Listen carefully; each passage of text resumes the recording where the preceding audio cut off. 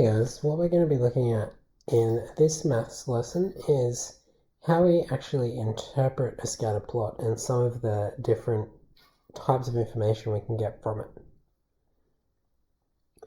So you can get a scatter plot that looks something like this, where the data points are just seemingly randomly spread all over the plot, but oftentimes what's going to happen is it's going to look something like this. The dots will all be grouped together, all moving in the same direction or following some kind of pattern. Okay, so I want you to jot down the content of the next 3 slides because this is one of the important points that we're looking at this lesson. This is the different kind of form of association we can have in a scatter plot. Okay? The association can be linear. That means the points are more or less in a straight line. You could, roughly speaking, draw a straight line through all of these points. A non-linear association is where you can see that the dots still are basically forming a line, just now the line is not straight, it's non-linear. Okay, now we can make a statement on the direction of the association. We call the association positive if the gradient of the line is positive. That is, it goes up as we go from left to right. A negative association is when we have a negative gradient. That is, the dots go down as we go to the right. And the last statement we can make about the association of a scatter plot is about the strength of the association. If the grouping is very tight, we call it a strong association. If it's kind of there but spread out a little bit, we say that that's moderate. If there's not really clear that the dots are related, we say that's weak.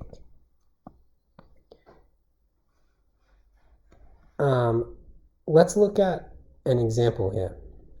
The first thing we're going to do is we're going to construct our scatter plot.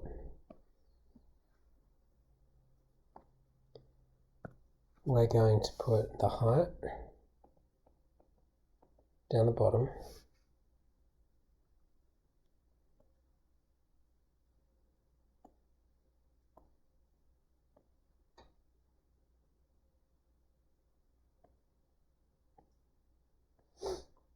So we'll start, say this is about 160, we'll just go up in 5s.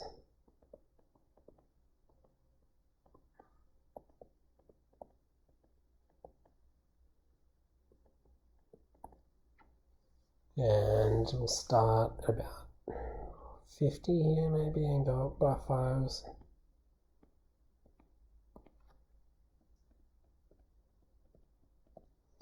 That's one thing that's important about these scatter plots, guys, is they don't necessarily have to start at 0, 0.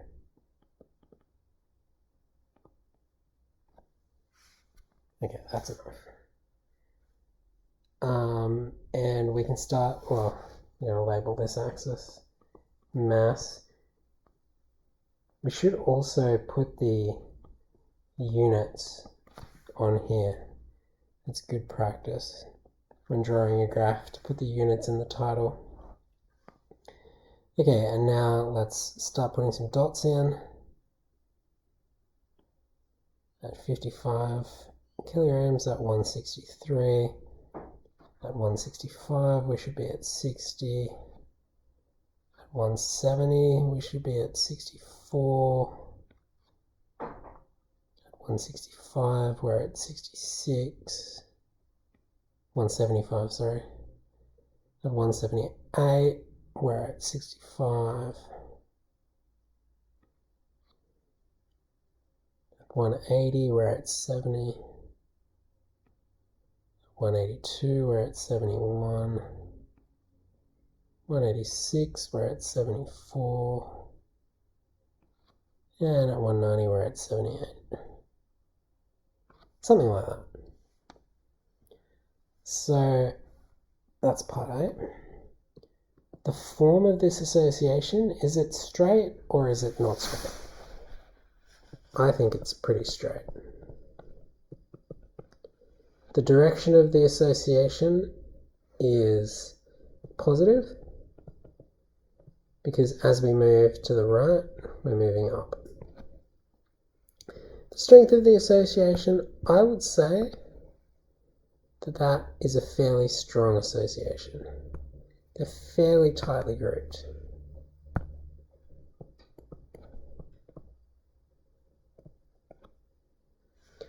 Okay, now let's predict the mass of a person that's 173. So we're going to go to 173 here and just draw a line up. Now, if we guess that our heights and weights are related maybe on that line, something like that, that means that a person who is 173 would be about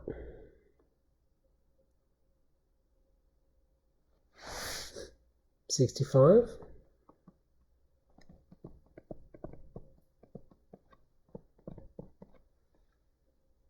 Predict the height now of a person whose mass is 75. So we'll draw a line out from 75. And it looks like their height is maybe about 183.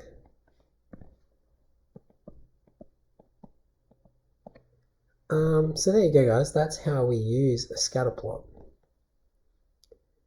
One important thing we need to talk about before we finish this lesson is the independent variable and the dependent variable.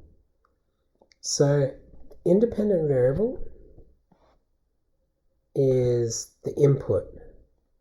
It's not affected by the other variable. This is the most important factor. So for instance, height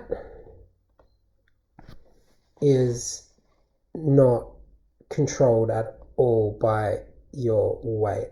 You are your height because that's what your genetics tells you are. Okay, but the dependent variable is related to the independent variable.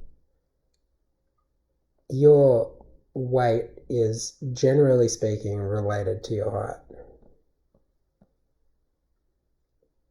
And the other important thing to note about these is that the independent variable is always the x-axis, and the dependent variable is always the y-axis when we plot it onto our graph. Okay guys, so I want you now to jump to this page in the textbook, and you only have to do question 1, question 2, and question 3. Thank you.